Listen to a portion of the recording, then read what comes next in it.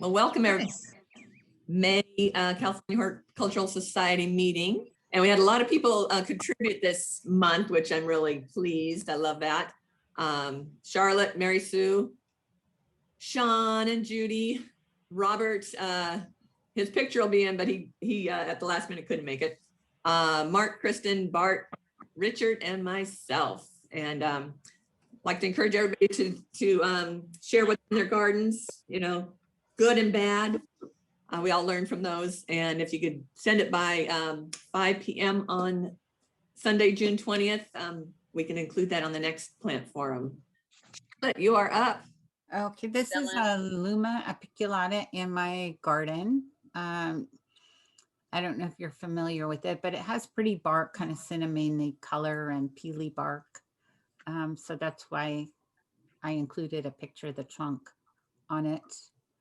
Has little white flowers, Myrtaceae family.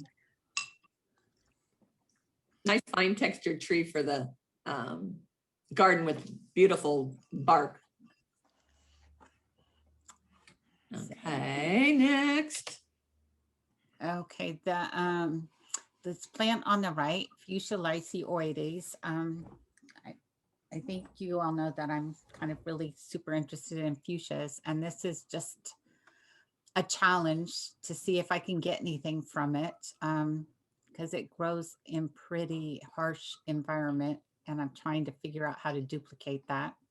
And I'd love to see flowers on it. I've seen them in pictures, but so far I haven't had luck getting a flower. And I feel reasonably lucky that I'm keeping it alive. Does anybody have any suggestions on growing that one? Okay, maybe not. Okay, and then the flower on the left is a Geum magellanicum, which is native to to Chile. So I was trying to pick plants that I have from my garden that grow came from Chile. Nice. The one with the blue flower? No, that's Nigella. It's the Geum, the orangey one. Oh, okay. There's also a pelargonium in there. It's just a big combination planting. It's a tiny Geum. It's only about the size. I muted myself now. A size of a quarter, 50-cent piece maybe. It's not one of the bigger, fluffier Geums. Is it floriferous particularly? Yeah, but it's kind of spread out. You know, the branching, it's very loose. Okay. This kind of little tiny pops of orangey. It's really more orange than this picture shows. Okay, and Ellen told me that there were alstroemeries everywhere. These are all hybrids, but these are all growing in my garden and growing pretty well. This one, Third Harmonic, is really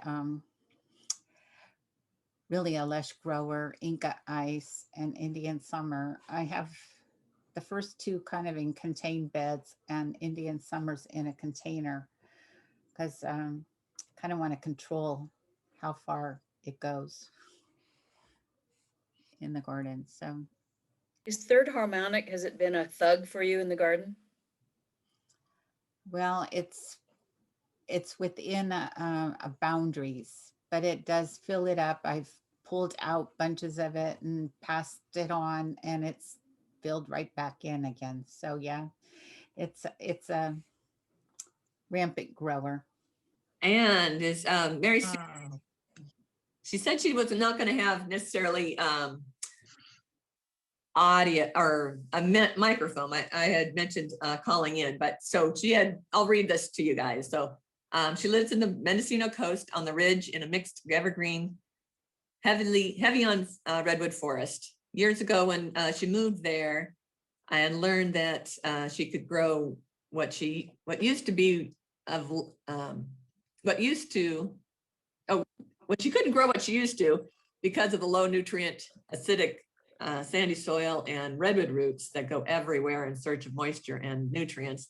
She was inspired by Wayne Roderick to grow bulbs and then shrubs, which also could compete. Wayne boasted year-round flowers from bulbs. I'm sharing some of the late April, May photos of some of the ones I grow. First are some natives.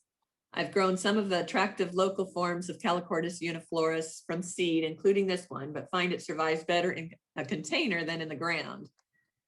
This Diclostema volubile is happier in drier winters, and I placed a pot close to South African Erica volunteer in the ground, and the Diclostema has wrapped itself around the Erica. Tritelia bridgesii is one of my favorites, and if you look closely, you can see the Delphinium nudicale in the background. It and hybrids of it appear in lots of my pots, as I don't always get the seeds removed, and grow a lot of native delphiniums, and pollinators love them. So I don't know if anybody knows any of these that they want to contribute any information about it, but she's up in Mendocino area, which it sounds like that's a garden I want to go see. Yes. Here's her talking again. Iris Douglasiana is a native to where I live, Mendocino, and I have a lot growing in my garden. I grew this Iris insaminata from seed one year and have one plant of it still in the ground. And occasionally I see hybrids that I think are between the two of them. This latest one looks really different, photographed late in the day when first discovered, and then in the light during the day. Beautiful. When you grow a lot of the same genus in an open pollinated garden, you end up with a lot of hybrids. Earlier in the year, I had lots of interesting Sparaxis and Morea used to be, or Homeria subgroup hybrids, and there are a few Moreas still in the flower. I have a patch that gets more sun, which I consider my bulb wildflower garden, starting with Gysoriza, Esperantha, followed by Sparaxis, Morea, Ixia, Babiana, Tritelia, Toxicoscordion, to name a few. After it starts raining, it is wall-to-wall monocot leaves, so there is a bit of work in the summer after they all dry out. Here are some of the Babiana and Ixia hybrids. I really love that middle one, is pretty. Yes. Yes, that is pretty. Morea pendula is one that used to be considered a Homeria, and Morea louisii is a fugacious species, only in flower for less than a day, and then it has to be sunny, not foggy, I guess, to open up. And that Morea lucii looks similar to this Solenomalus pediculatus. So anyway, and then she has this Libertia grandiflora, and then the huckleberries in the background. Any comments on any of those? I wish I could grow them. Yeah, they're beautiful. I know, we're gonna have to get together with Mary Sue for a tour. Yes. Morea looks amazing, doesn't it? The above Morea Larita Wow. hybrid is from a pot of corm shared by my friend Michael Mace, who is creating some amazing hybrids from Morea species and crossing some of those as well. I think that's really interesting looking. And she says this year leptospermums are putting on an amazing show. They like my conditions, and I have many interesting volunteers besides the ones that were planted. Just to mention to Mark, we were talking earlier, and you can let them grow to trees, or you can keep them in this bush level and this height and I think frankly, mine have gone to trees, but I think I can appreciate them so much more when I can see them and then they're all in a mound or something. I like them a little bit better that way. Oh, Certainly yeah. for the flower. Yeah, you can really appreciate the flowers. Well, some of them, like that flat rock one, grows kind of flat and sideways, which with a little bigger white single flower. I like that one. Mm-hmm. Okay, thank you, Mary Sue. I think that's it for Mary Sue. Okay, Sean, you're on. Okay. Well, this is Rosa Welchenblau. It's a old rambler that was hybridized in 1909 in Germany. it's been around for a long time. It's often used as a rootstock plant because it's so vigorous and healthy. Our plant came from an old rose garden where it was a sprouting rootstock, and I had no idea what it was. Saw some flowers on it, and we removed all the shoots to restore the rose tree. But I took a couple of cuttings and they rooted quite easily, which I've read is one of its attributes. It's quite easy to propagate. It wants to grow huge, so every year after this 3 or 4 week show of these wonderful blue violet flowers, I really am merciless with it. I cut it way back because by then it's already started sending up big shoots everywhere, and trying to keep it in check in our tiny little garden. For us, we're in the fog belt in West Berkeley, so it gets powdery mildew pretty regularly. In fact, it's already starting to show signs of it. As the weather warms up, it gets it really bad and usually drops a lot of foliage, but the plant is kind of, after it flowers, it sort of goes semi-dormant in our dry summers. And so, and I cut it way back, so it kind of recedes from view. But right now it's at its peak. It usually is in bloom by my birthday, which is at the start of May. So that's kind of fun. We brought this from our other garden. It's transplanted quite well to this new garden. I see that Annie's is currently selling it, but it is a big sucker. So if you have a tree, if you want to turn it into a rose or something, or if you're willing to put in the work to hack it back once a year, you might be able to keep it under control. Is this So facing just south? behind that little inset of the close-up of the rose, you can kind of see this ferny foliage. In the next slide, if you could advance for me, Ellen, that's Salvia namaensis. This is an interesting South African plant. Has these crinkly lobed leaves. Deborah calls it the rickrack plant because it reminds her of Rick Rack. She's a seamstress. And it's very resiny, has a resiny fragrance. So if you brush up against it, you're going to have this really pleasant smell on you for quite some time. The flowers are quite small and pale. We have this in a sitting area where we can see it close up, so we always can tell when it's coming into flower. This plant came to me, I got it from Richard Ward's dry garden. He had some small 4-inch bush sages that he got from Merritt College, their propagation folks up there. And there was one that was looking very different. And I asked him about it. He goes, oh, could be anything. They grow a lot of things from seed. It's just a stray seed. So it took me a few years to figure out what it was.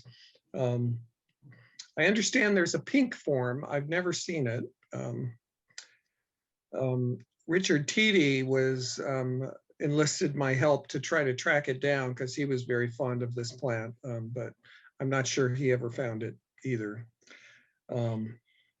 It's occasionally available from, salvia specialists and stuff like that.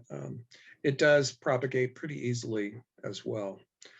Sean, is this a south-facing exposure with the Rosa and the salvia? Let's see. This faces this is against a fence facing east. Oh, So it gets wonderful. So Okay. it gets, and there's things that partially shade it in the morning, and then midday, this corner gets pretty hot. And then it starts to be in shade, after, in the late afternoon and stuff. So. Beautiful. Yeah, it's a nice plant. This guy, we've grown for probably 30 years now. I can't remember where I got it from. The Iris fetidissima, the stinking gladwin, is a very common old garden plant, and semi-weed here in California. This variegated form is more rare, though I have seen it offered from time to time. It's not super vigorous. I mean, it does okay. So I imagine it's kind of hard to keep in stock. I decided to share it because I was out there weeding in the garden just the other day, and I realized that there were flowers, which are kind of hard to see unless you get right up on top of them. And so I thought it was asking me to publicize it. It's very tough. The foliage is evergreen. This plant is very close to those other plants I was showing, but it gets only afternoon sun. And so it's shaded in the morning, but then it bakes in the hot afternoon. It doesn't seem to care. It's pretty tough. Then I like the fact that when these leaves turn brown and die, if I wait to just the right time, I can just easily pull them out. They just detach from the rhizomes, and it's able to get cleaned up. I recently divided this clump. The parts that are blooming were still in the ground. I kind of dug up some stuff around the outside because it had gotten quite large, and I gave our daughter some for her new landscaping. They didn't transplant super well, but they're starting to come back. So I think it'll be just fine. But it's an unusual plant that you seldom see, and tough as nails. So. Does it reseed for you, Sean? Never produces seeds. It often produces a pod that looks rather sickly, and it's never produced seed. So I'm not exactly sure what that's about. I thought that would be cool if it did produce seed, just to have the seeds as ornamentation for the plant, if nothing else. So no, we've just had the one clump all these years. I've occasionally given pieces away.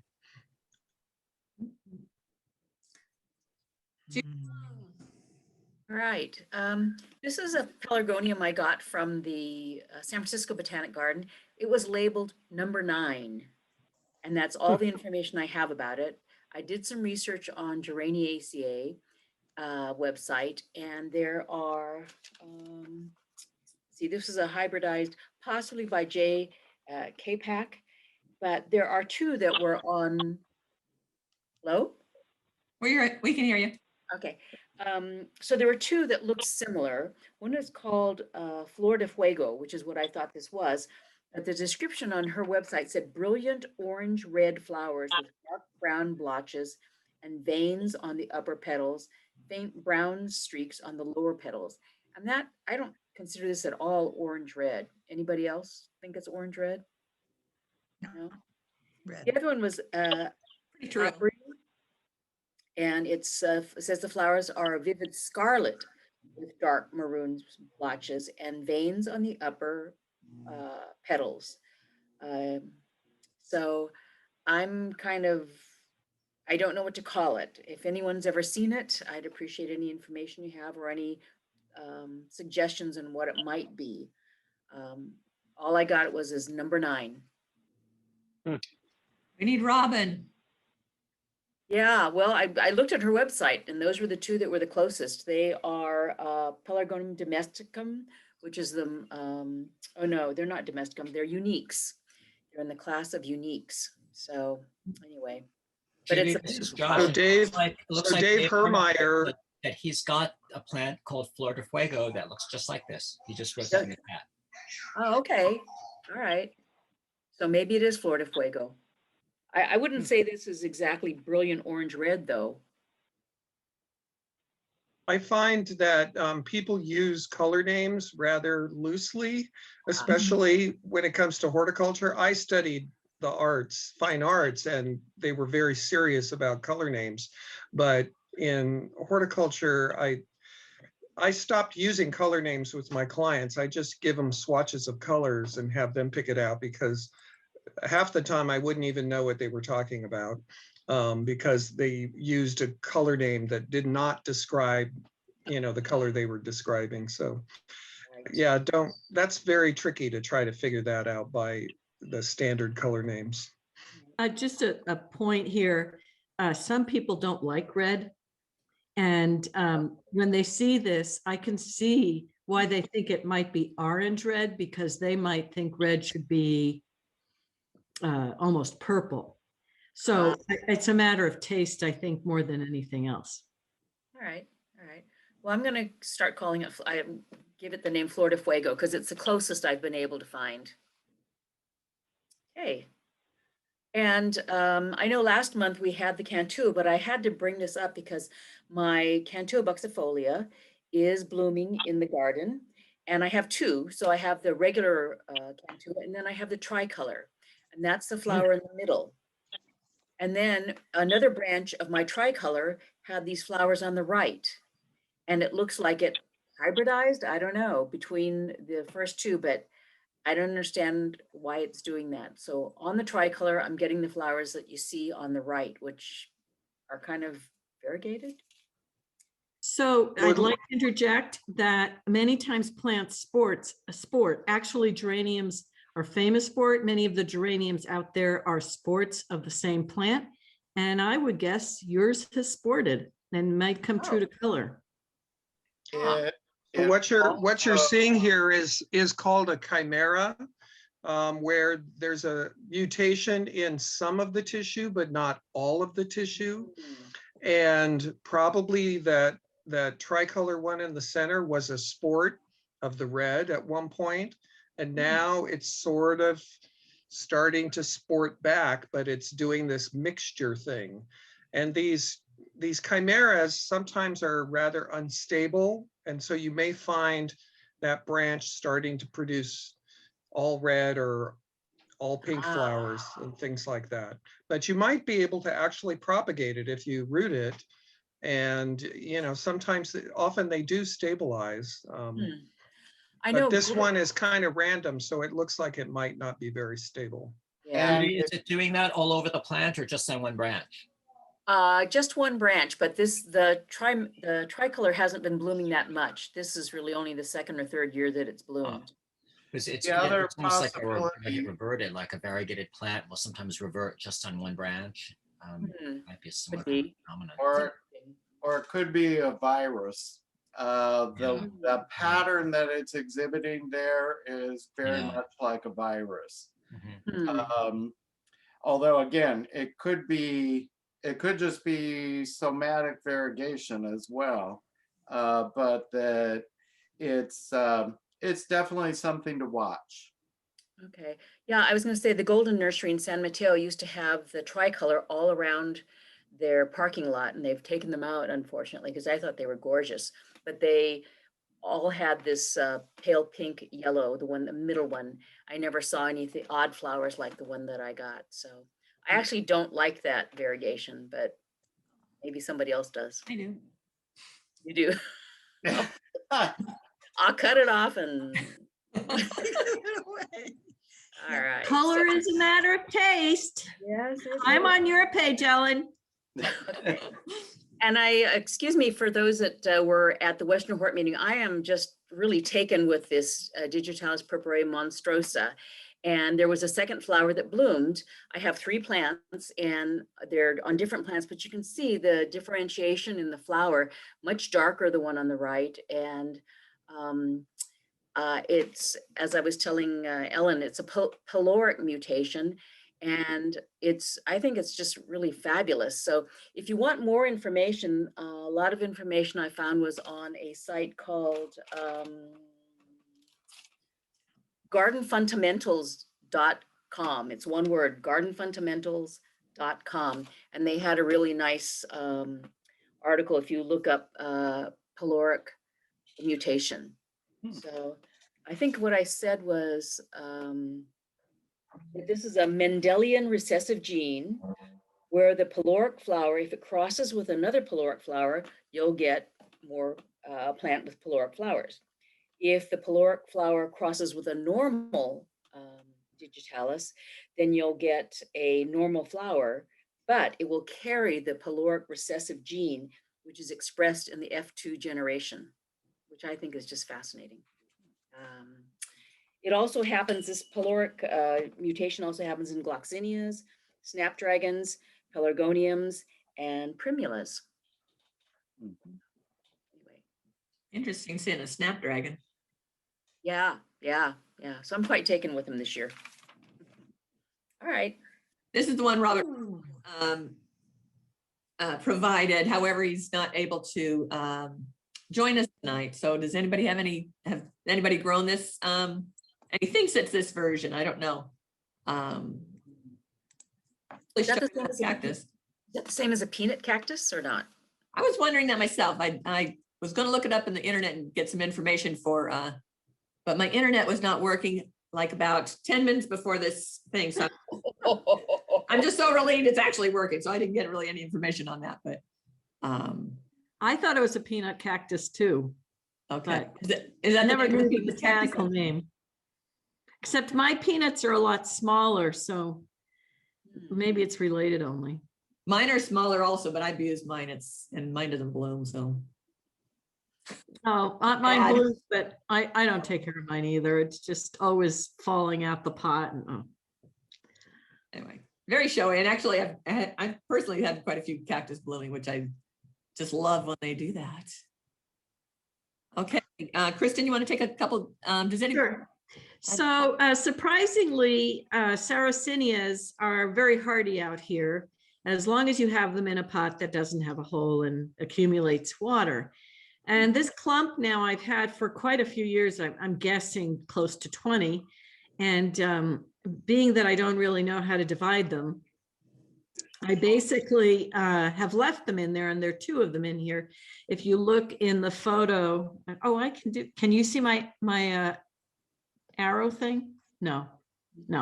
Okay, well, in the center picture on the right is the leaves of one of them, but I cut the leaves of the other one off because they tend to be brown, which I find intriguing. So the one on the right blooms the flower that is on the right, and the one on the left blooms the flower on the left. And I think this would be a great cut flower. I don't know if they do well in the vase, but, and it was interesting while I was cleaning it up so I could take this picture, all this pollen falls out of that pouch. That was fascinating. You kind of look at this and go, well, where are the flower parts? But at any rate, they do really well. All you have to do is keep them in. It's planted in a mix of peat moss, period, just straight peat moss. And as I said, it's been in there forever. And I don't do anything but put water in that pot. It's kind of an easy pot plant. How much light? Next. How much It's light? in full sun. Oh, wow. Okay. Yeah, they, if you go and look at Florida's pictures, these all come out of the East Coast.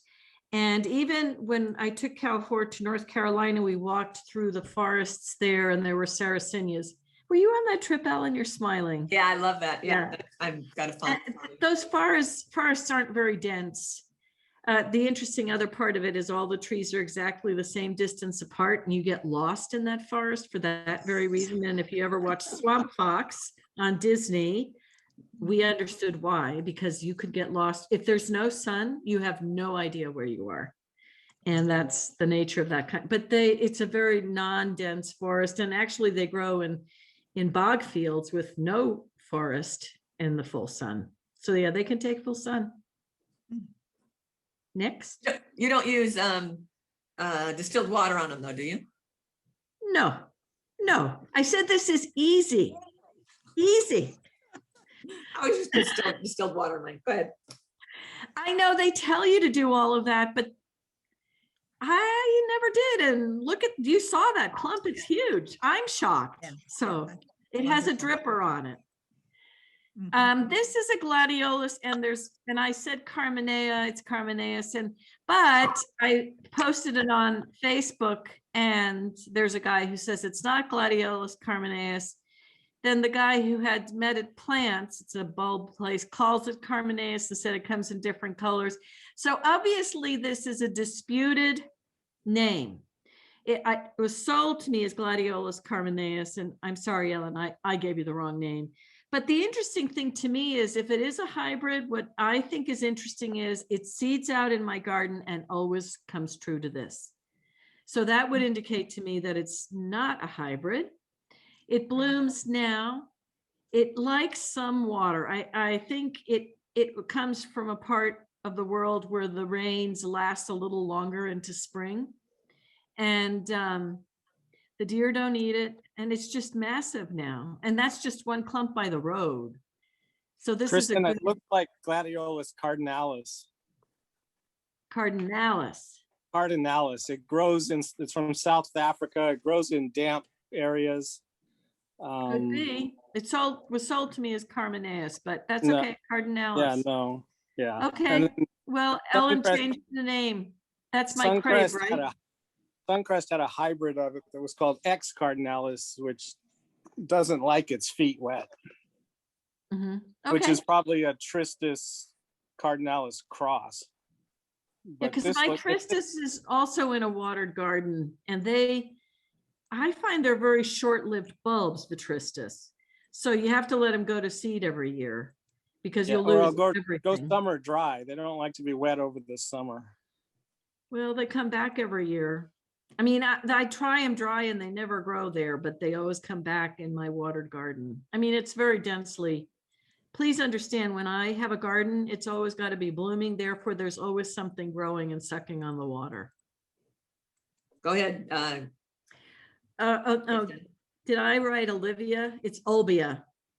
Oh, yeah. Lavitera Olbia. With a B? Yeah, Olbia. I found out it's a city in Sardinia in Italy. So Lavitera Olbia is one that I got many, many, many, many years ago. I do not have the original plant. It is not a long-lived Lavitera for me. It'll grow dry or in a watered garden, and it doesn't matter which one it is, because it still does not live a long time. It's more, I thought it would cross with Thuringiaca. I don't even have Thuringiaca anymore, but it's more of an upright Lavitera. It seeds out, and it's basically a weed in my garden, but a beloved weed, so I don't get rid of it, obviously. And these are different color forms. Now, since my crave is here, the second one from the left, I got from Suncrest. And I think it was Nevin's choice. And it may, in fact, not be an Olbia, but I will say that it grows like an Olbia. I think they might have even called it Thuringiaca at the time, but just so you understand, there is no expert in the world right now on the Malvaceae that is taking good care of the details of what it takes to identify them. And so there's a lot of confusion in that world of plants. But I think all the Malvaceae are wonderful, and I have an opportunity to show them to you because we're on Zoom, which is great because they all close up at night. Oh, wow. That's why I never brought them. Yeah. It's Olbia. Olbia. Got it. Okay. Okay. And at the left shows the uprightness. And I did it's not Malvaviscus.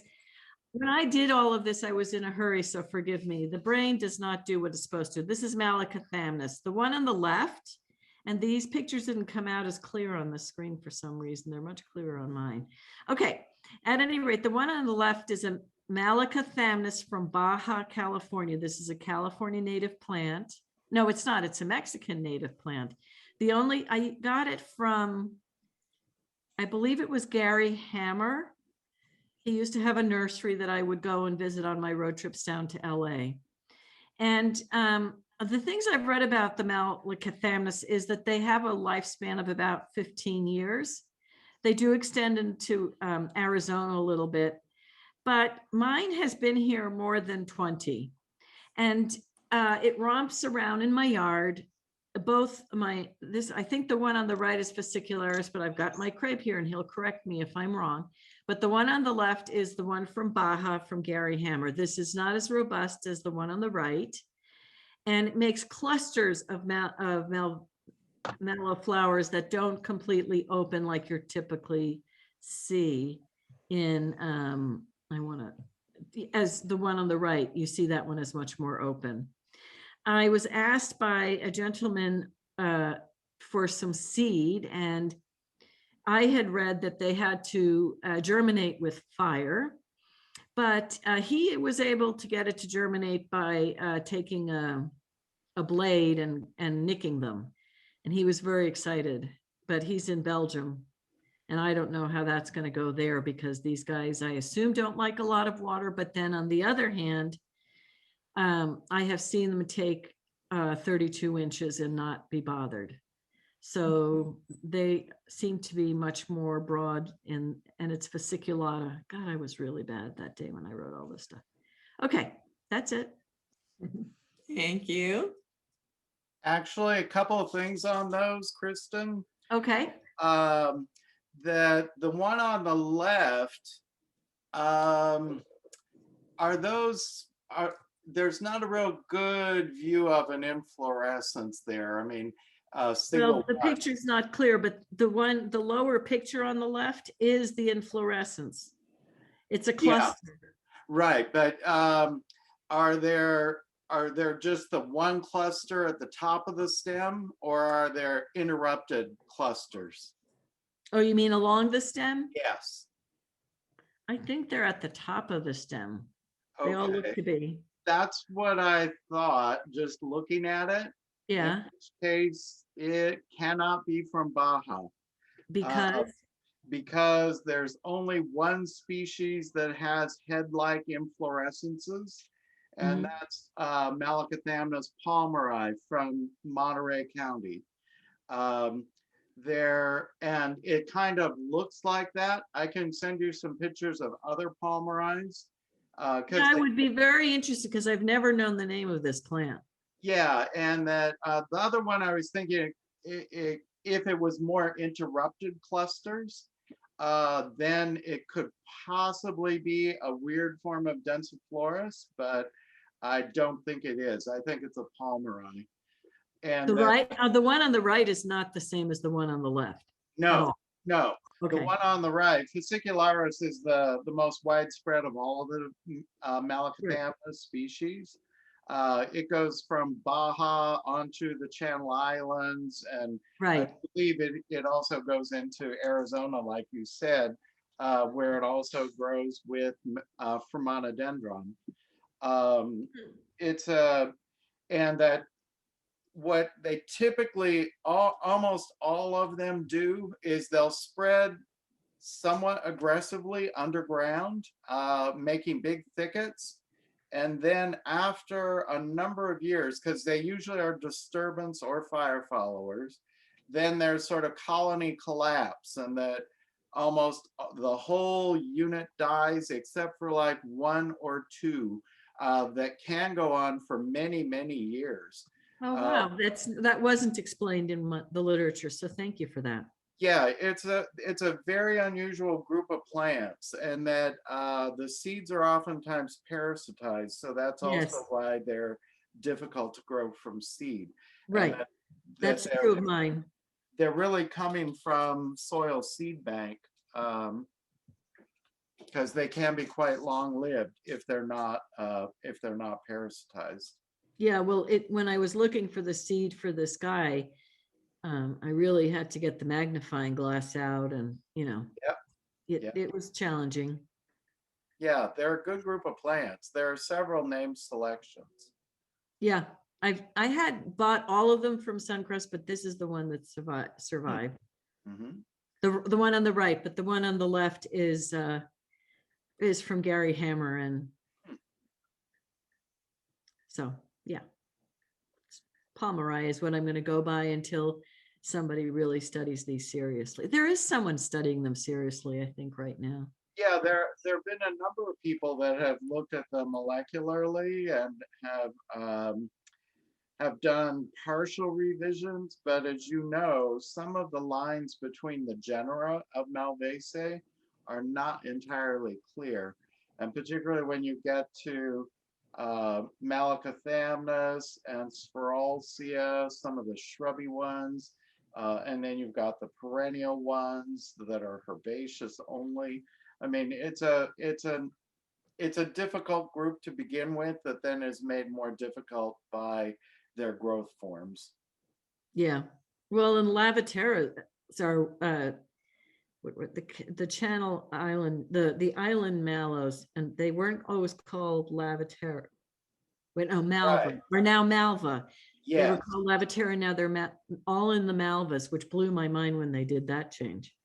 yeah, and I won't be surprised if they get split out again. Yeah, well, the lumpers, I understand, are in charge right now of botany, so It varies. I know. Kristen, do deer like your Lavaterra? Well, I didn't have deer ever until 2 years ago. And they have just begun browsing my yard, and it's horrible. Oh, sorry. Because Malvaceae are deer candy.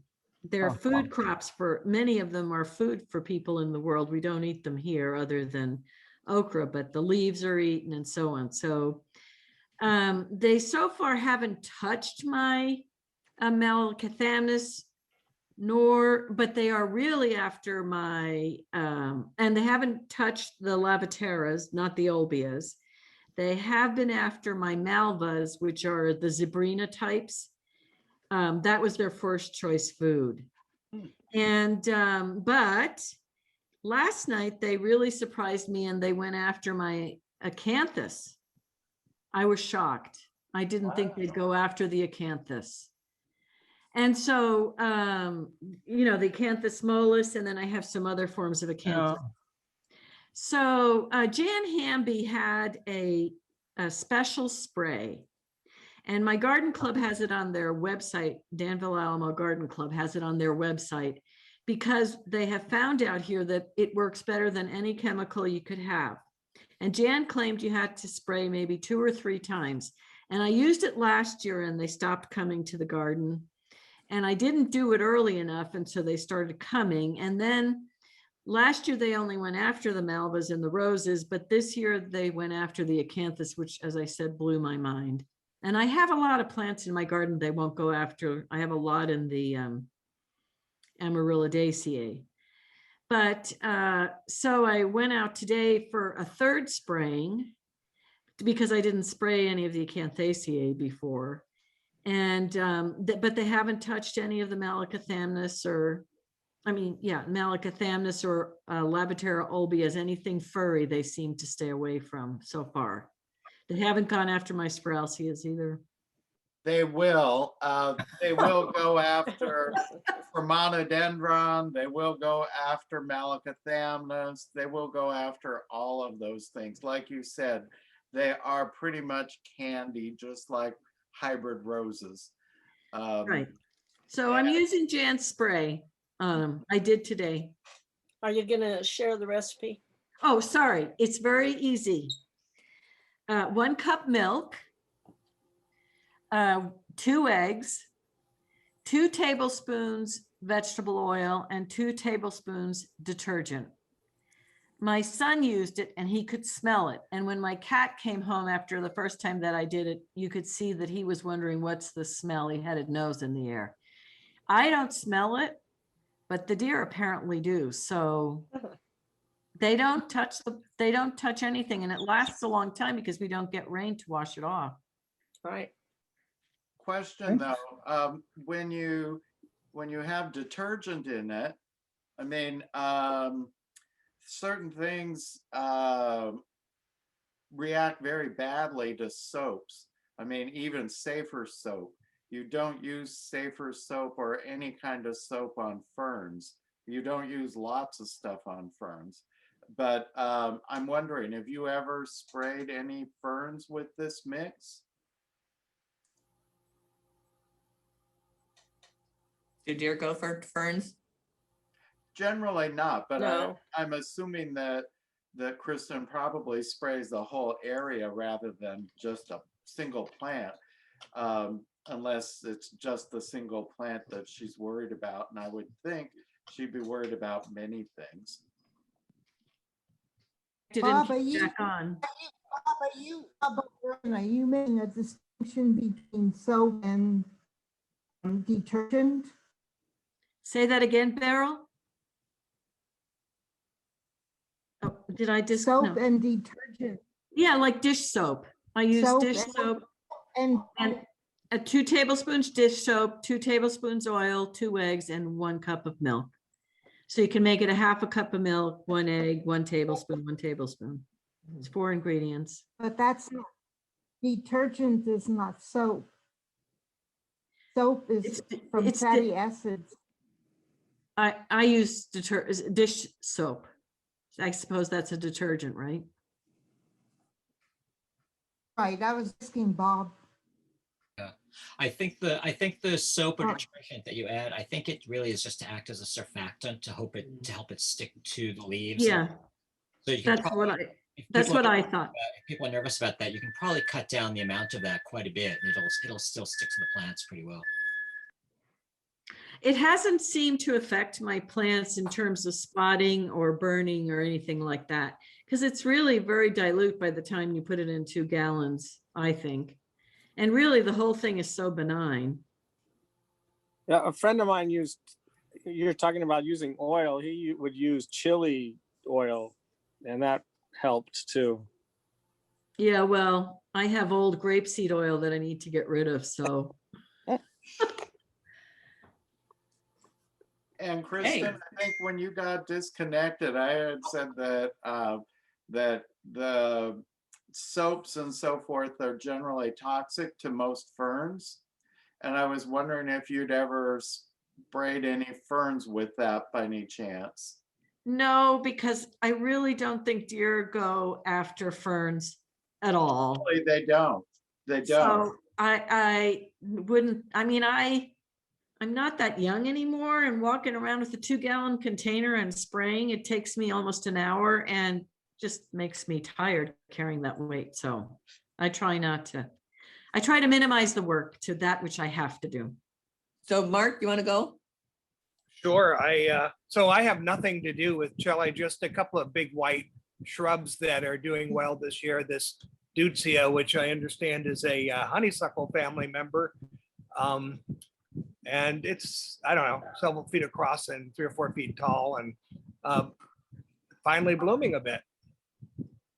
This is the first time it's really bloomed well for you? Yeah, apparently it's a wisteria relative, and but I don't pick up any scent. I don't know if that's my nose or just a fluke. The family. Most of the Deutzias don't have any scent. I always wanted to cross it with a Philadelphus and get a Deutzadelphus or a Philadelphia.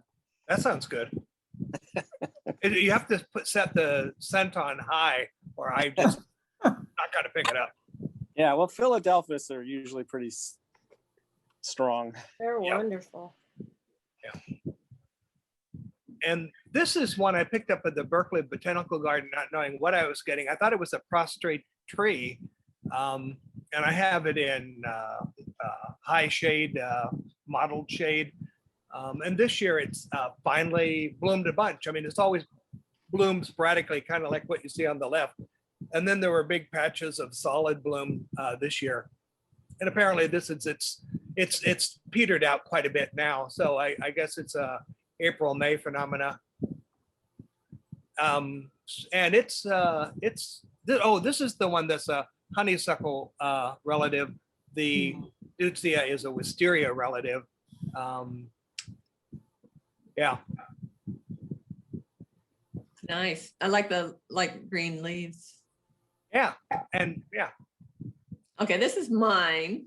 Nice. And probably the beginning of the 2000s, I was at the Garden Show, and this you know, the guy that, or the booth with the thatched roof and the guy giving away those, oh, what are those smelly flowers from Hawaii that aren't really from Hawaii, they're from Mexico. Maria? Yeah. Plumerias, that they're giving away all these plumeria blooms, right, to everybody. And I'm not particularly fond of the smell of plumerias, but anyway. And so he had this amazing, what looked like an epiphyllum, like, you know, just covered with blossoms. And he had like 2 cuttings left and they were like $7.50, which at that time was like, oh my God, do I want to spend $7.50 for this little leaf? And so I got it and I, you know, grew it for a little while and then I kind of ignored it, but it grew bigger. And it's evidently a Disocactus philanthoides. And evidently there is the species, which is a little bit more elongated, which mine is kind of growing elongated, but it's, and then there's a compact version, which is evidently a selection that's Empress, German Empress. And they're really showy and really pretty color. And evidently I admired it when I was at the Sherman Gardens, probably about 30 or so years ago, because I took this picture. I was going through old pictures to go, oh my God, that's my plant. And so I took a picture of the picture to show you guys. And it doesn't just get one bud. So the picture on the left shows it almost has a flower coming out of each of the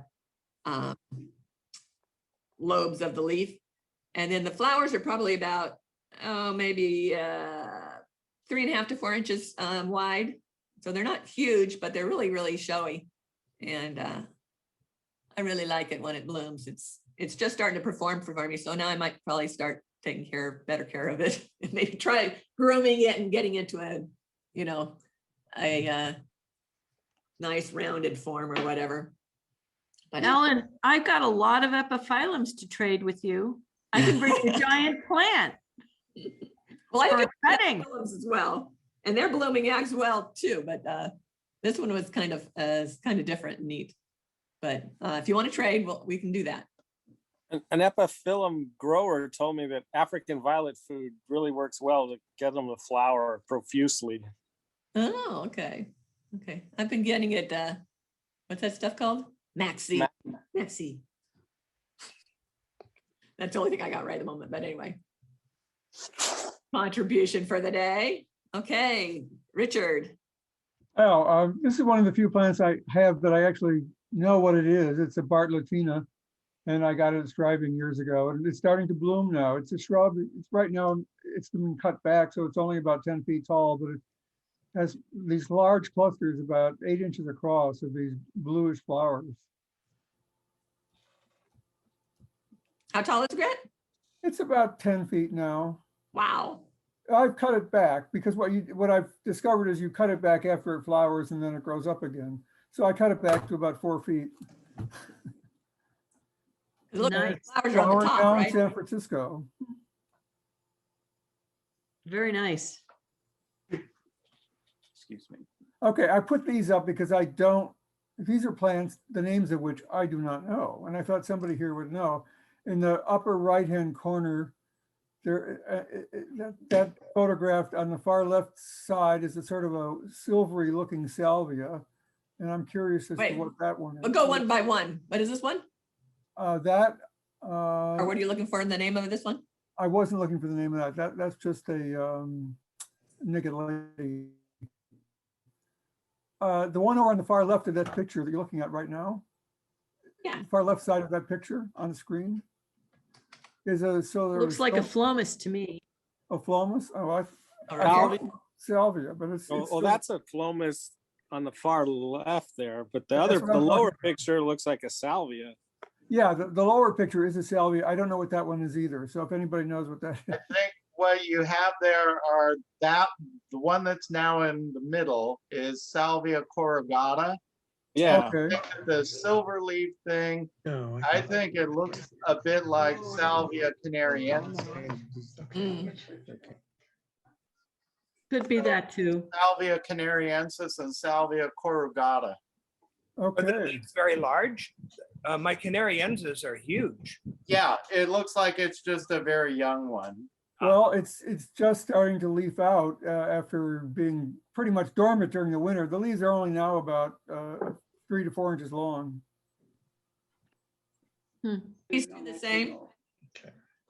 Yeah, those two are the same, and that's Salvia corrugata. Okay. Did you Thank need you. any other spotlighting? Well, there was another, I think I sent something. What else did I send in? Oh, oops. Firecracker lily.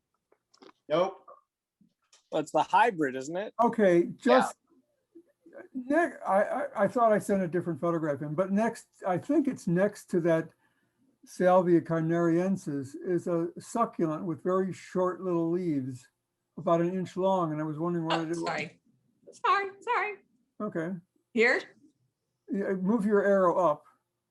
That looks like a sedum, a crassula. Oh, crap, sorry. Oops, excuse me. It's Right. well, That tell me looks when like you- a sedum of some sort. I don't know my sedums, but You think this okay. one's blocking it? Well, yeah, like you can that see picture is it. blocking it. You can see it just above that photograph in the lower left. Here? Yeah, on the right-hand side of that picture. Okay. Yeah, Right there. right in the center now. You keep moving it. Here? Yeah. Oh, that looks like It's a rosemary little- to me. No, it looks like a sedum to me. The Okay. bulb looks like kind of a bulbine. Or in the very center? No, it's the little tiny leaf. Yeah, where the arrow is going. Right. It has Oh, never that, flowered. okay. It's not flowered, and I'm just curious as to what it might be. You're sure it's a succulent? Well, the leaves are succulent-like, yeah. Yeah, it can't be rosemary then. No, No. that is sort Probably a of what it looks sedum. like. Okay, It's in the Crassulaceae. yeah, thanks. That's like saying, oh, that plant's an orchid. So I don't know. That's another photograph which I thought I sent in and it didn't. So I'll send it around to a couple of you. Maybe you can identify it. It's You've got more of it on the right here. It does Oh, look yeah, like that sedum. against the tree. Yeah, she has the arrow on it, right? Or she did a second ago. That's the one. And then also above it, against the tree, is a large leafed succulent. I know almost Which now has has a, disappeared. That's a calencho, I Myoperum. think. what is it? Calencho, I think. Which Because one we are you grew up in talking San about? Marcos, but I don't remember which one. Which plant are you talking about now? The broadleaf he's The talking. broadleaf against the tree is Yeah. calencho something modoc, maybe?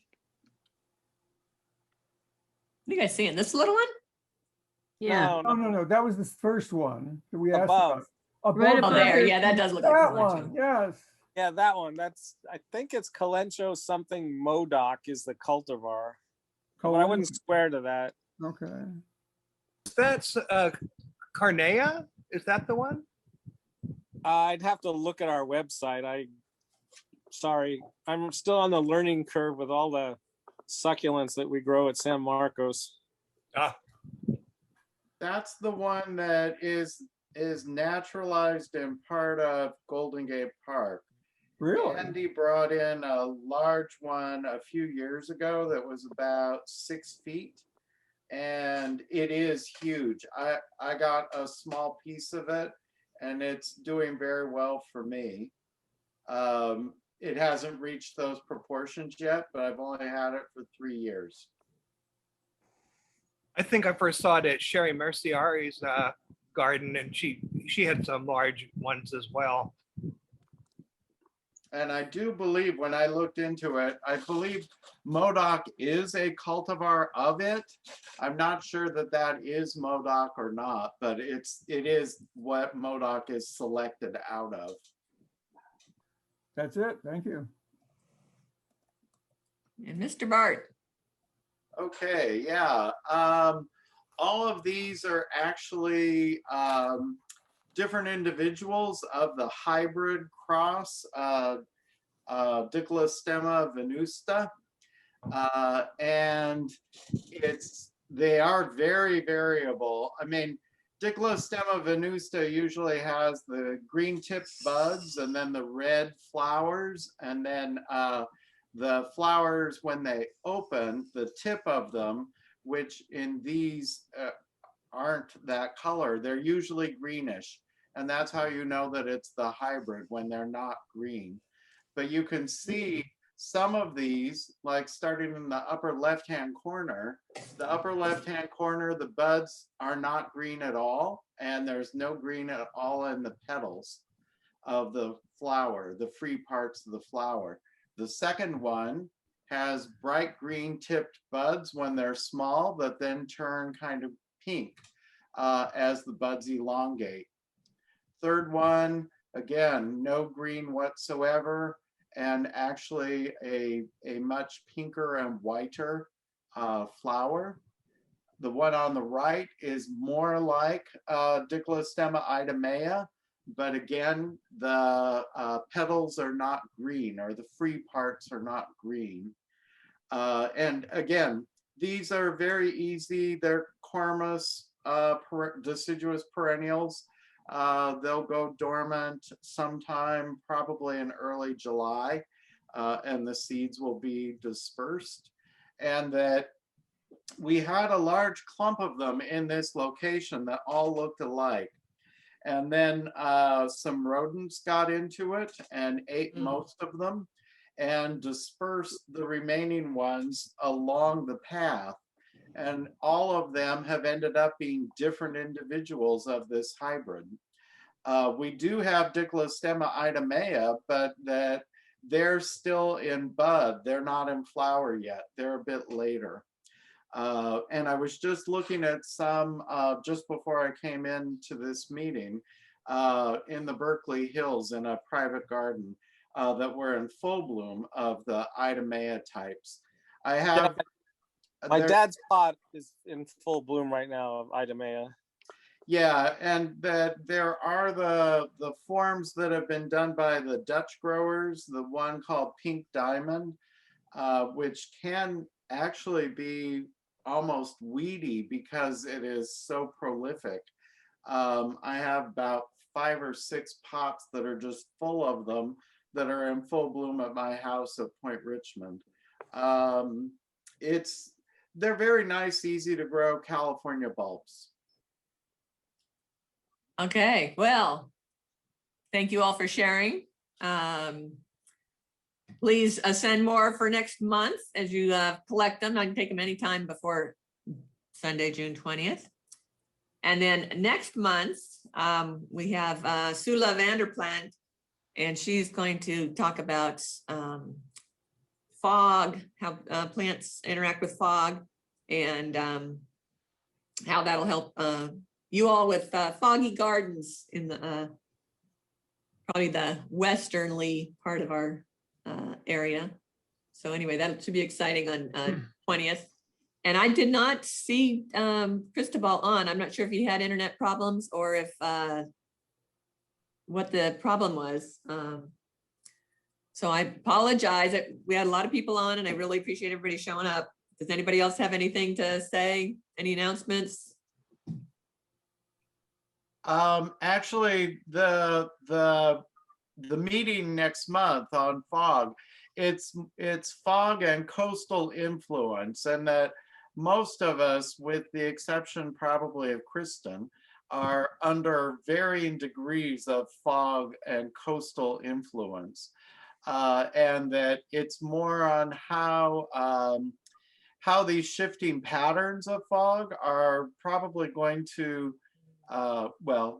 undoubtedly going to affect plant species distributions, and how that also relates to what sorts of plants we will be able to grow in our area and how things will be changing.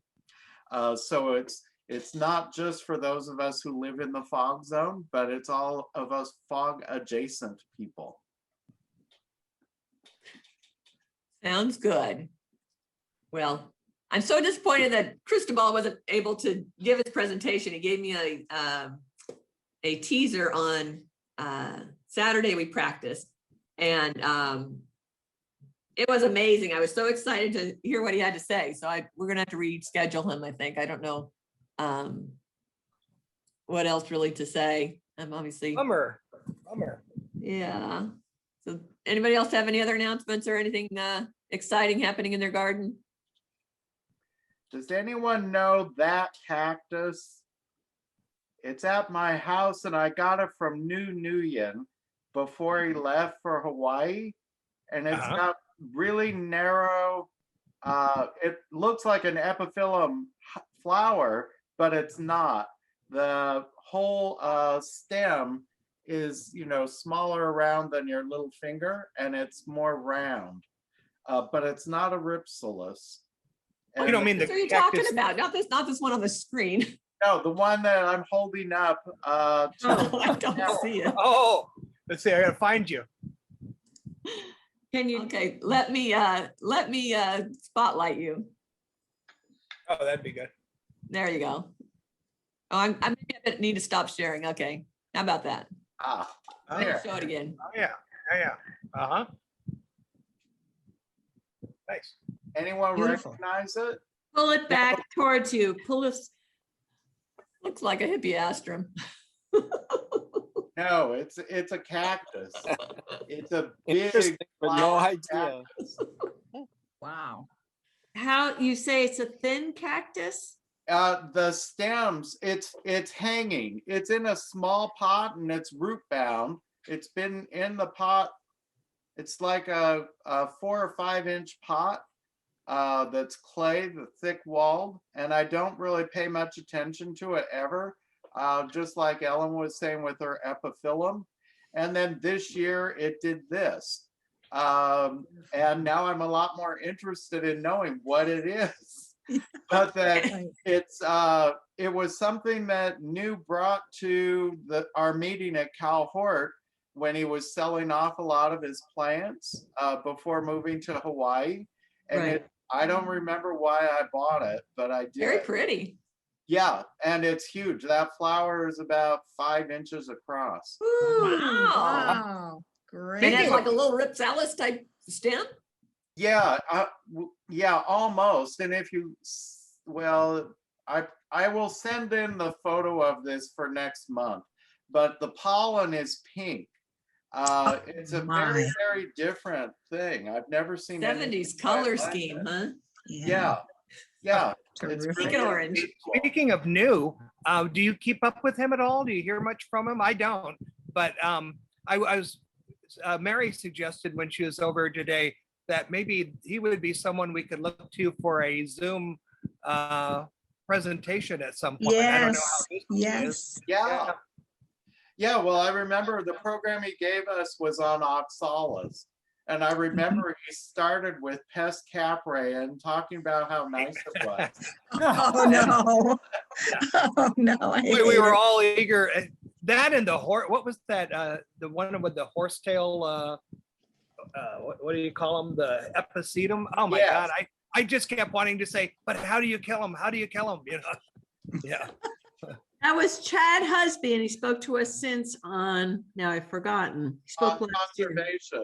It was plant conservation that That's he right. spoke to us most recently. By the way, I Right. did get in touch with New, not last summer, but the summer before, because I was trying to get him to meet with Byron Martin from Logis. But he's very, very overwhelmed. So you might have to wait a while Yeah. before he'll respond, because he responded after Byron got back from his trip.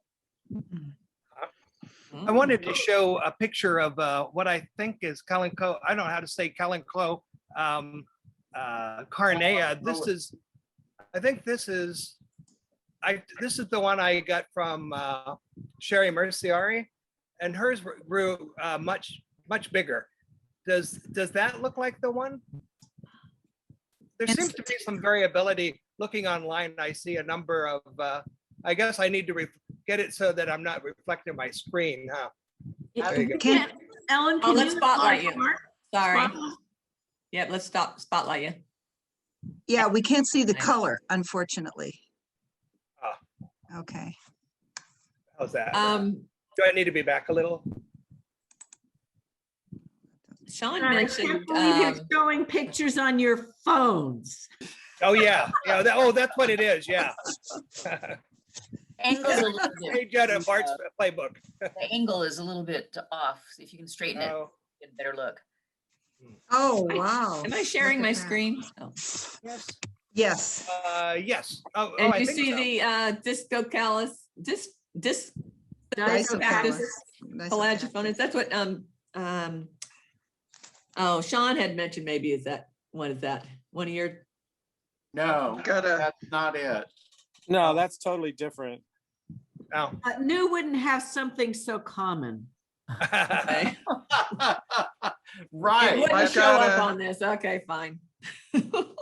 I've got a picture that I was basing that ID on that looked very much like Bart's.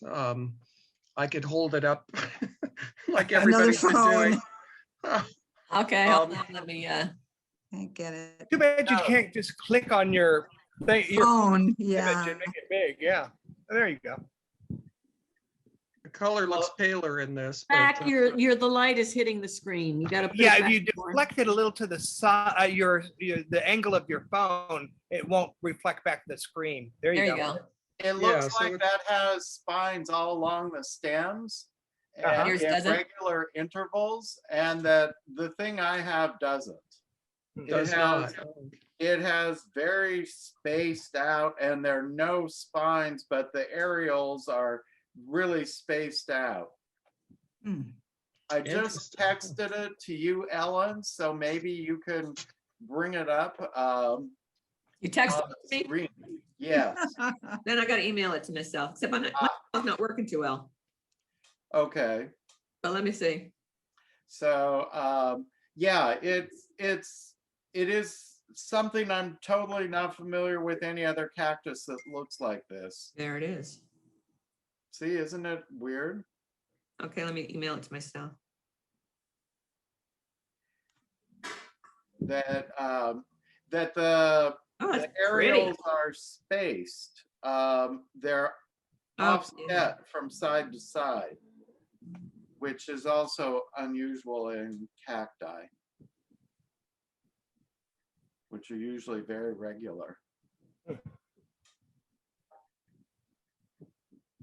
And that the stems are cascading about 3 feet at this point. Wow, great. Does It's anyone, a good time for rat tail cactus too. Yeah, mine are blooming Yep. and they're creeping along the ground. It's really strange out of the pot. And they don't die in the cold. I'm always surprised by that part. They've handled rain and everything, so. Bart, while I have you, can I share a picture I sent to you of what was called white bark manzanita from Rancho Santa Ana? Sure. Are you able to spotlight it? share your screen? I shared it. There's one Oh, picture. nice. That's the foliage, and Oh. the berries look sort of like pepper berries. Oh yeah, it's not a manzanita at all. I didn't think so because I couldn't find anything called that. Yeah, it's Ornithostaphylus oppositifolia. Thank you. It's in my It's, sister's garden in Long Beach, and Ah. she's been wondering about it for years. yeah, it's called Palo Blanco in Mexico, and it does cross the border just in the Tijuana Hills. There's a very, very tiny population that when Bush declared the border emergency, all of them got bulldozed. Oh, no. And that some of them got rescued and replanted elsewhere and are being kept alive artificially. But there's lots of them in Baja, of course, but those were the only ones that were native to California or to the US. It's a very, very nice plant. Instead of having red bark, it has white bark. Yeah, here's the bark. Yeah, it's if you, it peels and then it's white and powdery. And then as it ages, it goes to like a cinnamon brown. It's a very, very unusual plant. It does have a basal burrow. So typically it responds well to fire or other. Oh, beautiful. There's the bark. A nice bark, yeah. Yep. Yeah. That's shortly after it's peeled. because which would be usually in around this time of year, around May, June is when most manzanitas peel. It's because they just have expanded their trunk, and that when you have smooth bark, you can't expand unless you peel off all of your bark. Kind of like a lobster. Yeah, well, or many eucalyptus. It's sort of the same idea. If you have furrowed bark, then the furrows just get deeper and expand more. But smooth bark things can't. Great, thank you very much. Sure. Okay, I'm going to share now. I've got Bart's thing up, and actually it's gorgeous. It's very nice. And you're right, it doesn't have Oh, pretty. Ooh. Yeah. Mhm. so it does have smooth My bet is it's something that belongs in a tropical rainforest in the trees. Yeah, clearly. But I was surprised that this is just out in my yard. It's not under any kind of protection whatsoever. And that's what it's doing. well, you're in that foggy area. I'm not that foggy. Today, here at the Botanic Garden, it's foggy. At my house, it was sunny and windy and cold. Did you have the rain, not the rain, the warm weather we had a couple weeks ago? Yes. Yes. It My was- bet is that played a role. Although I can tell you it takes a long time for these flower buds to develop. Many Yeah. weeks. You need to cut those little sticks up and share them, and then we can do let's experiment around the Bay Area, see where it grows Cut best. it around. Yeah, my bet is it'll grow real well in Danville. It might, yeah. It might, except for the winter, because Yeah, but I have a poly house. Everything goes Yeah. in the poly house. Yeah, Is that It- Bali or Polly? The shade house becomes a double ply poly house. That's where all my epiphyllums go in the winter. I heard Bali as in the tropical island. Oh, yeah, right. No, poly, as in double ply poly. Oh. Got it. and I thought it was Bali, like Bollywood. But Bart, do you think this is not an epiphyllum? I don't think it is. It's clearly some epiphytic cactus, but I don't know the genus. It does look cactusy with all those stamens, doesn't it? Oh yeah, it's Yeah, it looks definitely Star, cactus. pistil. I just don't know what one. And again, those are areoles along the stem, and that is where the bud comes out. I have side views of it, and the ovary of it does have the typical cactus little clusters of spines. So I will send you more photos for next time, Ellen, so that this is this. Well, cuttings, not photos. No. But Little then, pace of plant breed there, Ellen? Are you taking notes, Bart? Send cuttings, Ellen. Okay. yeah, there just aren't that many stems. I will. That's why look you need at to it. spread it around. Well, we could have all bought it from new. I can't believe I bought the only one. Who knows? I was I don't buying remember. oxalis. His red blooming oxalis, by the way, I always thought was tender. And I left it out all last winter in pots. And now I have planted them into the ground, and they have never suffered at all this winter. And I'm thinking I was being too careful. Wow. Yeah. No worries of world takeover? I had that No. orange flowered oxalis from Chile that he never knew what it was. And it The was red flowered one? no, the orange one. It was same color as that cactus. Oh, And no, then- mine is red, but yeah. Yeah. I don't have the orange one. Maybe I need to trade with you. I'm not sure it's still alive. It doesn't do corms or bulbs Right, or anything. doesn't. It No, just it sort just- of went long distances but only connected at one point. Yeah, my branches are very brittle. In fact, when the second one was being planted, branches broke off and I stuck them. They root really easily. Oh. And so I wanted them in the ground because I'm trying to get out of pots. Of course, now I have a lot of pots, but and I wrote to New to ask him the name of it, and he still doesn't know the name. He said they never had a name, so it may be an unnamed plant. Yeah, if it's the same one and just a different color form, it is, the distance between leaves is usually like 2 to 3 inches. Yes. And the leaves are about what, 4 or 5 inches tall? Mine, no, the red one is about 2 to 3 inches tall, but that may be because it was in the pot.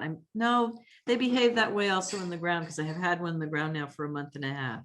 Huh. I will check mine out and see what it's doing, but it was not looking good last I looked. Well, I, unlike you, would be happy to give you a cutting of my red one. If it's alive, I'm happy to share, but yeah, it might not be alive.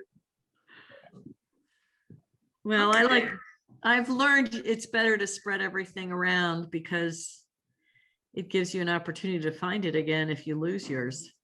And who wants the responsibility to have the last one that dies in the area? Absolutely. Absolutely. Well, does anybody else on this call have that oxalis from Chile from New? Because again, he was selling, he had a number of them that he was selling at that meeting. Actually, I bought mine at the meeting and lost the first one. And then Martin has it growing in his Emeryville property through the trees. And of course, Martin told me I could never grow it outside. So I was very good about bringing it in and out. But as I said, I'm getting older and bringing in and out is becoming more and more challenging.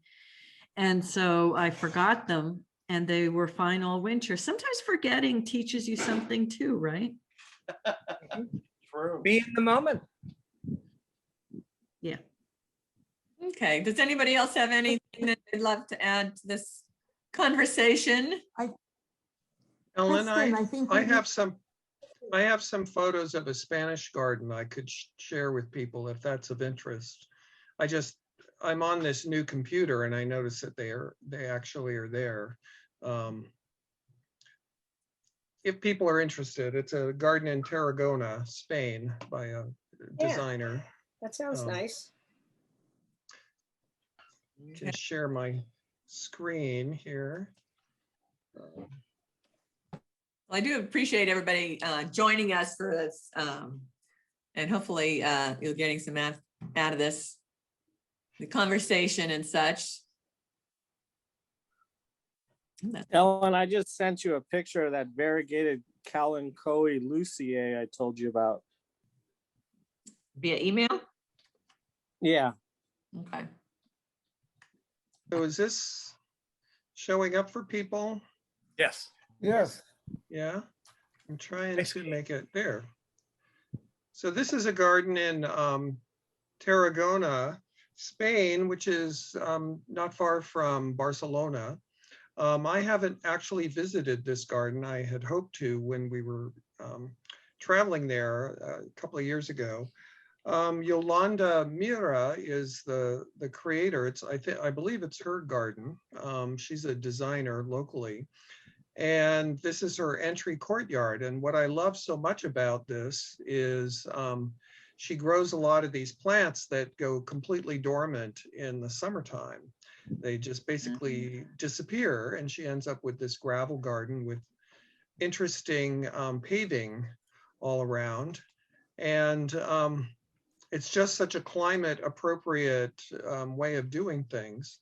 You know, and it's kind of if you think about it, it's kind of very English because in England, they do a lot of gravel gardens to help for drainage, and they're used to things disappearing in wintertime, which is their dormant season. our dormant season is in the summer. And, doing the same thing is the way we would do it here. So I just found it such a pleasant space. Here it is a little later in the summer. Those were spring pictures back then. And various things coming into flower at different times. And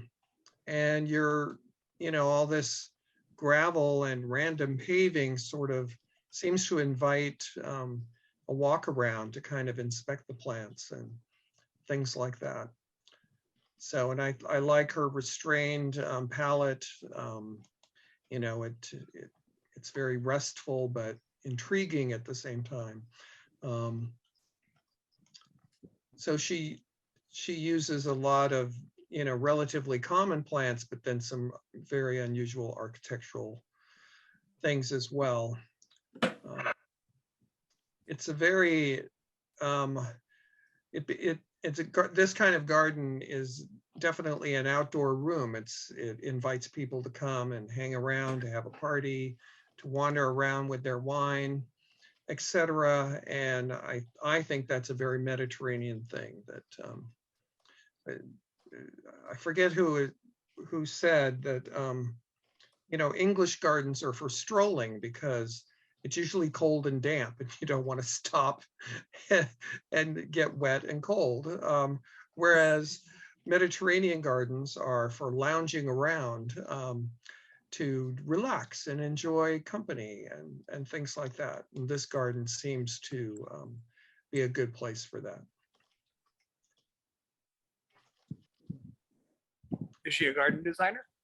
Yes, she is. And is this her own garden? I believe this is her own garden. Those are my favorite ones to see, are their own gardens made by garden designers. Yeah, right. This is what she decided to have for herself. Yeah. So again, I have so many, this is Yolanda here. I have so many plants that go dormant and disappear completely in the summertime. It's nice to have a garden design that would hold together even when that happens. It doesn't look like something's disappeared necessarily. It's just an evolution of the garden.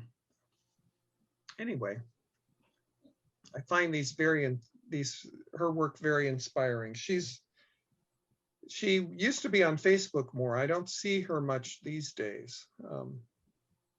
But I have stumbled across a number of her big projects from time to time. So someday I hope to meet her in person. We've had a few conversations online. So. The one thing that I notice about that is that there are large pine trees, and I don't see pine needles anywhere. And I'm sure somebody has to spend a tremendous amount of time picking them out of all of those plants and the gravel, because there's not a trace of them anywhere. And anyone who's ever gardened with pines knows what a chore that is. She has a vacuum. She has staff. The trick is to train your peacocks to pick the pine needles in. Whatever works. I don't have pine, but I know what gardening under birches is like. Ugh. Any tree that defoliates, which means all trees, Yeah. do present that problem. Well, here in Berkeley, we have plane trees along San Pablo Avenue, and they start defoliating in midsummer, probably earlier this year.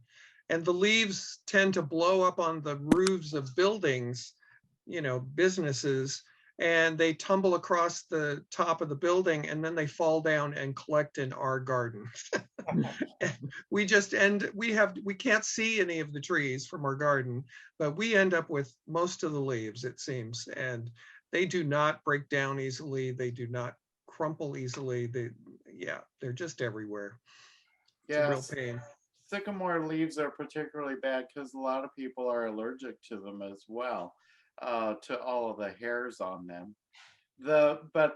I always find pines much worse because they're in fascicles and that they will catch on every branch and branchlet of a plant. So I would say they're worse in a lot of ways, although there's always going to be something.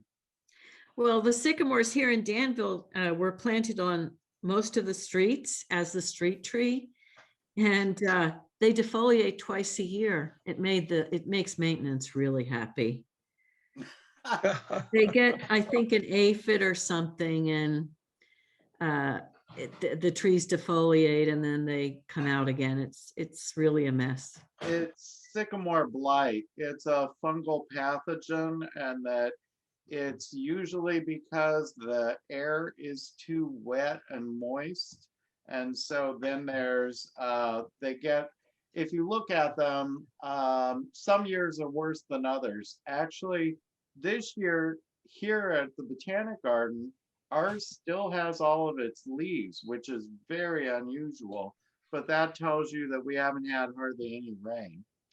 But that otherwise they do get almost like a powdery mildew on them if you look closely. Right, right. And necrotic spots, and then they fall off. But the trees are fine, and that's why if you look at sycamores in the wild, particularly our California one, they all have very distinct, unusual shapes and personality, and it's because of this anthracnose or sycamore blight problem, because it causes the branchlets to die back, sometimes a foot, sometimes 2 feet, sometimes only 3 or 6 inches. But that the hybrid ones don't usually get as much dieback, but they do get the same leaf drop. Well, I am one of these people who's very upset. I live in a community that the trees mostly match. We also have the tulip trees, Liriodendron, I don't know which one, but it's obviously all the same clone because they get aphids in the summer, and everybody parks in front of my house because the street is so sticky under those trees. And I am very against monoculture in street tree planting because number one, they often just plant the same clone, which means every tree gets it because it's all the same tree. And number two, because if it isn't about it being the same tree, it still is a disease that affects all the trees. And I just think it's very bad planning from an urban standpoint. But that's my 2 cents. They used to have the Liriodendrons down University Avenue in Berkeley. I think there's still a few. And yes, the sidewalk would be black with, dirt sticking to the sap from the aphids every summer. It was just awful and really a bad choice. Is that also up on Shattuck or on Telegraph? And it has a nice scent, but sticky all over underneath. Yeah, what it is honeydew from the aphids that ants and other things will harvest, and that the blackness isn't dirt. It's actually a sooty mold that grows on that as a substrate. Even better. Yeah. And that it is bad. And that another tree that's very common in other parts of the world and in Mediterranean climates that we don't have, or we rarely have because of that, is so-called lime trees or Talea or linden trees. Right. They do that same thing, only worse. And that many birches also do, particularly the Betula pendula or any of those sorts. I know that our native maple, Acer macrophyllum, in the Bay Area usually gets aphids and has this honeydew drop as well. as do a lot of hazelnuts. It's a common thing with a lot of trees with thinner leaves. Bart, do you know why that is? Because the lindens in the Mediterranean, you go to Italy and places on the Mediterranean with similar climates to ours, and the lindens are beautiful street trees there. Yeah, my guess is they don't have our aphid. Ah. Remember, one of our quote unquote aphids, the phylloxera, that affects grapevines, that took out all of the European grapevines, that's one of ours, one of the US's. And that, so a lot of our pests haven't gotten over here, just like a lot of their pests aren't here. But when we do transfer pests, they usually get way out of control fast. Does do the sycamores in Europe get the same anthracnose that we do? I just remember seeing these huge London plane trees in London of all places, and they look perfectly healthy and the monsters much larger than they ever get here. Of course, it rains there. In France, we saw a lot of the hybrid plane trees, which are the same ones that are planted here, and they would get the mildewy, stuff quite readily. But there's in the south of France, there's a species, Orientalis, I believe it is, that seems to be immune. And they make beautiful trees, and yet they generally aren't planted. You find them occasionally in an old village, and they can become quite large and quite beautiful. And they do not suffer from it, even though the plane trees, the hybrid ones, are planted, around the corner, and they're completely blighted by it. So it's kind of interesting that Olivier Philippi, the plantsman in the south of France, has often tried to get people to plant more of the Orientalis. Well, I think there might be some resistance to Orientalis because when the trees are young, they have lots of thorns, and which they lose apparently when they become larger. The sycamore, really? Yes. Huh.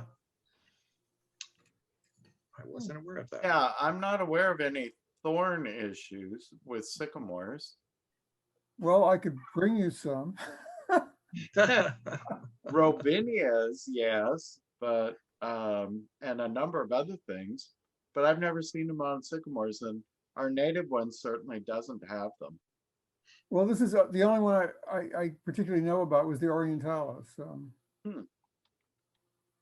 I don't know if anyone's seen Liriodendrons on the eastern seaboard, but where they get summer rain, they're magnificent, huge, spectacular tree, the tulip tree. I was amazed that anyone would even think to grow them here with no summer rain at all. And I'm amazed they survive, period, here. I've never seen them look particularly great. They look okay, but it just like there's so many better choices of trees that are better adapted to our climate. Well, we have in this neighborhood that I live in, not on my property because I don't belong to the homeowners association, but the whole street is covered with liriodendron. And I thought it was a Western liriodendron. That's what everybody tells me. The better ones from the standpoint of not having a mess, except of course, when they drop their seed balls, are the liquid ambers, which I love because of the color change. But I'm still not, as I said, I don't know why every tree has to be the same, except there are people in the world that need that order. And they're usually city planners. I guess, I mean, I have no desire for order. I like controlled chaos myself, so. Well, I think that more and more the urban foresters are recognizing that using the same tree all over the place is not a good idea, and having more block by block diversity is a much healthier way to think of the urban forest. Right. Well, it'll be good when they make the change, but you know, there's the other aspect of trees. Can't cut a tree down, they're sacred. Right. It's a big part of it.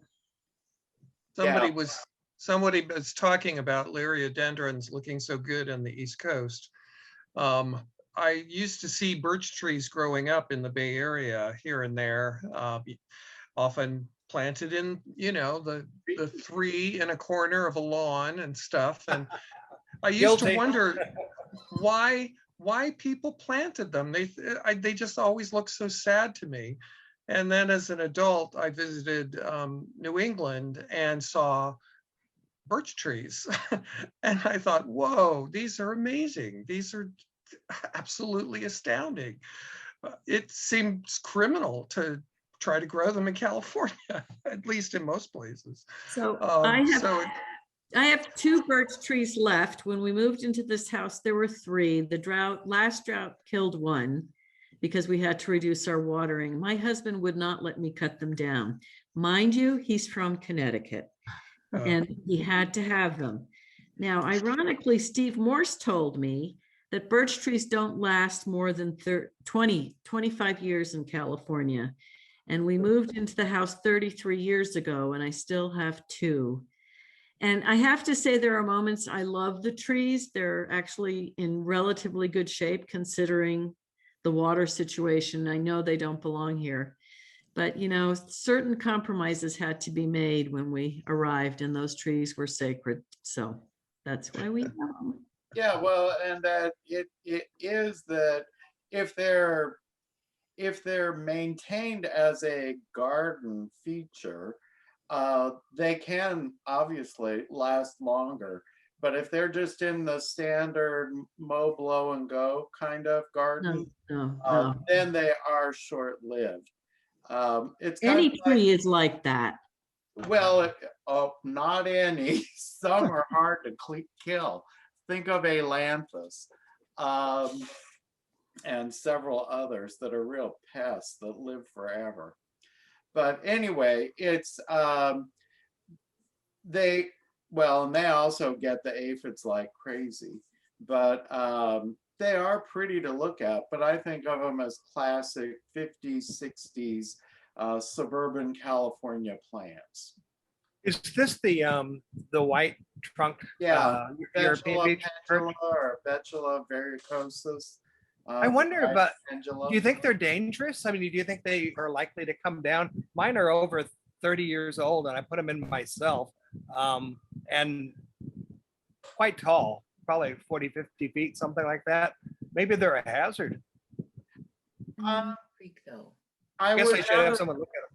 I doubt it in Berkeley because again, it's more heat stress and general stress. And Berkeley, for most plants, is pretty stress-free. As Judy said, he's by the creek too. Yeah. Do you have beavers there that like the creek? Their feet are in the water. The beavers love birch trees. Mark, they are known for turning on their owners, but I may have them confused with timber wolves. I'm not sure.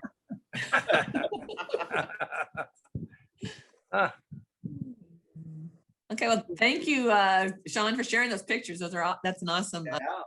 Oh, you're welcome. Thank you, Ellen, for putting this together again. Thank you, Ellen. Thanks, everybody. You're welcome. Good night, Thanks, everyone. Ellen. I apologize, but I'm glad you all participated, and I think it was a fun evening. Yeah, thank you, Ellen.